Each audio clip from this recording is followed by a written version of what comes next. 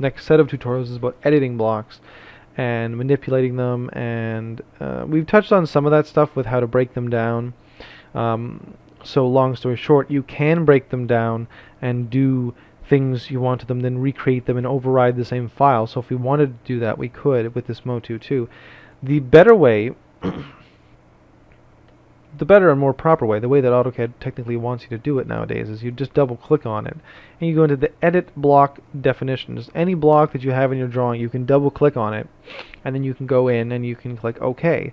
And then now when you're in here, you're in your own little like personal block editing suite, and this is all that exists in this little universe. You're in its own little model space right now, and to close you go click this little close block editor. And then if you have done any kind of manipulation in here, it'll ask you if you want to save, and if you click yes, then those manipulations will be done for you. You also get this come up, and this is kind of like a unique window that only comes up here, and these options here are really powerful and useful. They're for creating a dynamic block, which will look like this. There's the little squiggle beside it, little lightning bolt beside it once you've put any kind of dynamic element into it. When you go up here, you can see that in file name you can save your block right up here. You can create or build another block through this window, kind of a little silly. You can test a block, and that's for you create a little test zone for your block. Again, it takes it even out of that model space and it puts it kind of here. Nothing to test on this one because there's no conditional formatting. To close, you just close that actual window. You can do some options with visibility states, lookups, and tables, and those can be those I'll explain a little bit more, and those can help you in terms of having drop-down menus to mean different things and manipulate your drawings when you pick different options. I've done it with these microphones here to pick different series, and I can go into that more later. If you want to save a block that's very similar and then go right into editing the block in this editor, you can also just click Save Block As and then say Motu 3. Then you'll have another block which you then could go into that block. So it's kind of like if you have a document in Word and then you save it, pre-save it, and it's kind of a good option sometimes. Because then you're always saved, to remember that you won't always have your stuff saved. AutoCAD does let you do a lot of work before you really have to do saving, which can be kind of concerning sometimes. So to remind yourself, sometimes to front load your saves, it can be a good thing. So yeah, you can. The other thing, I haven't really selected anything, I'm just talking, but this is all editable now. This is no longer, it is still a block, but it's not functioning as a block in this space. That's what makes it unique. It's in its own model space where anything and everything can be picked up, deleted, moved around, and edited. And if I went back here and said yes to that, it would make my block look funny, but it would still be a block and it would still be the same name. I'm going to discard those changes so nothing happened there. And it's a good way to play around with blocks, and if something's screwed up, you don't have to be like, oh crap. And if something's screwed up, you don't have to worry yourself too much that you have to recreate the block from scratch, or heaven forbid from scratch, but break it down and then do it in this space. You can easily just double click, click enter, like click the OK on that thing that comes up, and then you get this. So that pretty much completes this, except I will show you one more thing. Like I said, the reason why I didn't include these was I just wanted to show you something. You can do this too. You can kind of steal from a block, go in here, and AutoCAD does lots of stuff with key commands. If you type in copy, it's a specific kind of copy. I'll show the differences. If you type in copy, it's a copy that exists within AutoCAD, and it wants you to pick a base point. But that kind of copy doesn't allow you to change between modes, basically between model spaces. So that'll let me bring all this stuff over here, anywhere I want in this space, but I don't want this in this block. So I'm going to do that anyways, just to save time, instead of having to select them again. So now I can just select these ones, and if I copy these ones, just saying Control C, just like you would do inside Windows, again, that also works. So normal copying also works inside AutoCAD as well. And obviously so does normal paste, which is what I did. Control V to get this to appear on my thing. I can drop it down. Control Z will undo. If I select these and do again, cut will also work. So Control X. I've removed it from this space. I'm going to go out and I'm just going to disregard those changes, and I'm going to go into this one and edit, and then I'm just going to paste them in. I'm going to find the location where they're supposed to be, and I made that block a little bit bigger, so that's fine. I'll space them out on the right side, and then I'll just go in here and I will select those ones, and I'll just click enter, and I'll just drag those over a little bit, and there we go. So now, just as an example, we click yes to the save, and now look at this. We've got our new block. When we want to import it, Motu number 2, okay. It will import with all the new saves, and the new one in the drawing will also stay imported with the new save. With the new. If we click I, we see Motu number 2, and we import it. We'll see that it comes in and it has all the new edits we've done on it, and so does obviously the one that we actually did the edits on. Blocks are unlimited. You can bring an unlimited amount of them in. They're just copies of the same thing, but it's super powerful. But they can be super powerful in the way that you can use them to save you time. And I didn't put any kind of designators because these are very obviously what they are.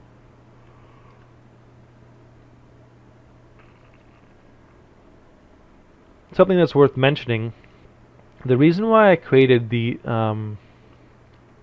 block database in such a way is because with these XLR tip sleeves just kind of sitting there, is they designate what these linked, they're not linked, but the way that you look at audio is usually you look at them as a left and right, so for the most part they're at least subtly linked inputs and outputs. So these two left and right mains are XLR, but everything else on this Motu is tip sleeve. Something to know, because if you don't have a stat sheet of the diagram, or you don't have a picture of the rear of it, or a DWG of the rear of it, you can, I would suggest you can take a look at it. That's the best way. But if you can find one of those things on the web or whatever, find the specific model number or go on their actual website. Same thing for speakers. There's nothing worse than having cable runs but not having allocated the right adapters for it.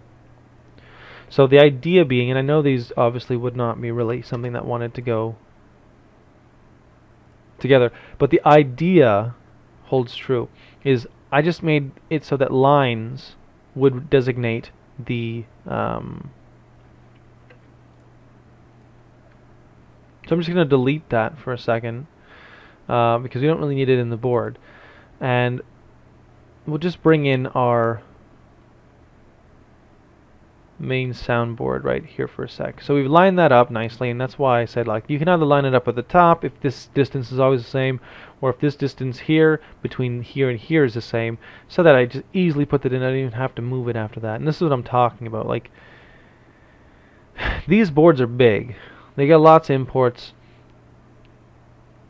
They got lots of inputs and quite a few outputs, and they're just big physically when you put them into a space like this. So anyways, the idea being that when you go like this and you attach here to here, and you attach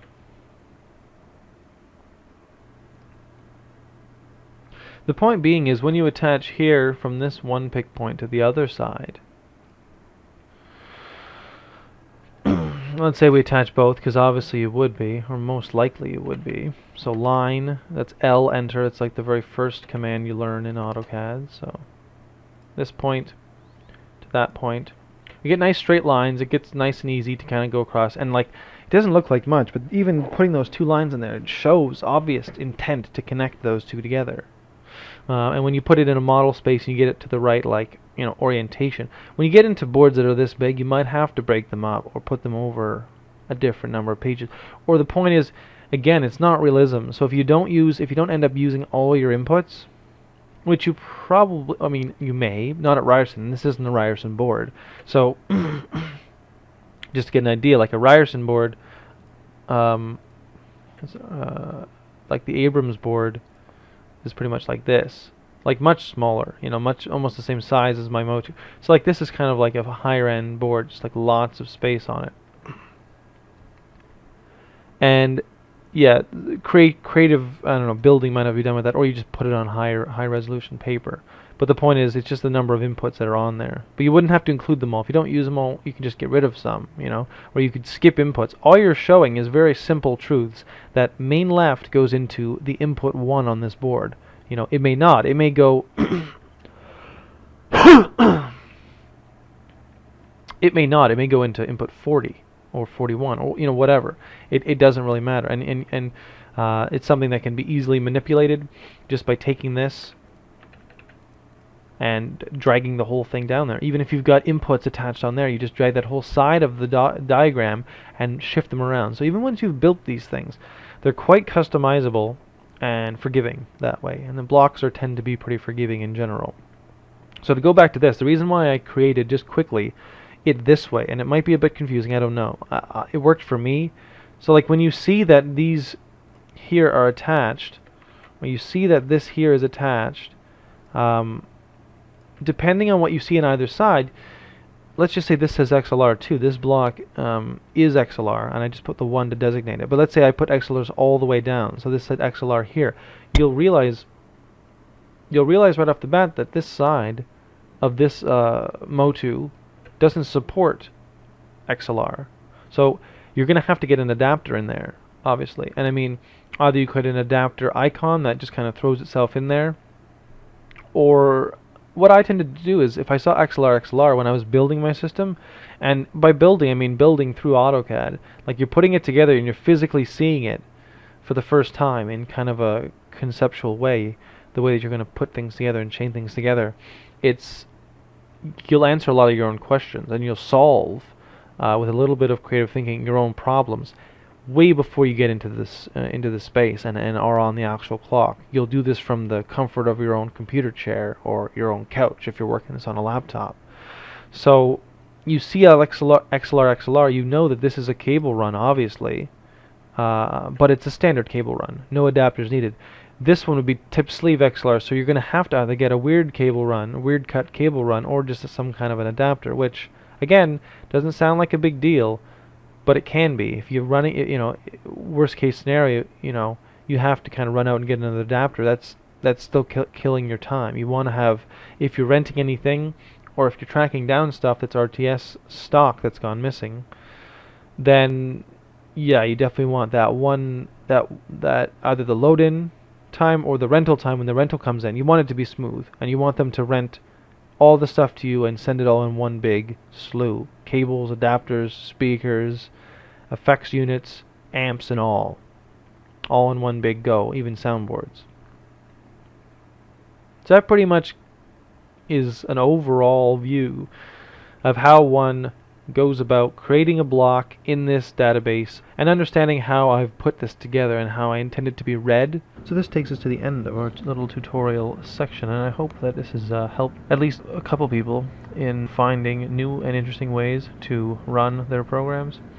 I'm always up for updates, and because I have the YouTube page now, there may be some. We'll see. For now, this is as far as the tutorials go.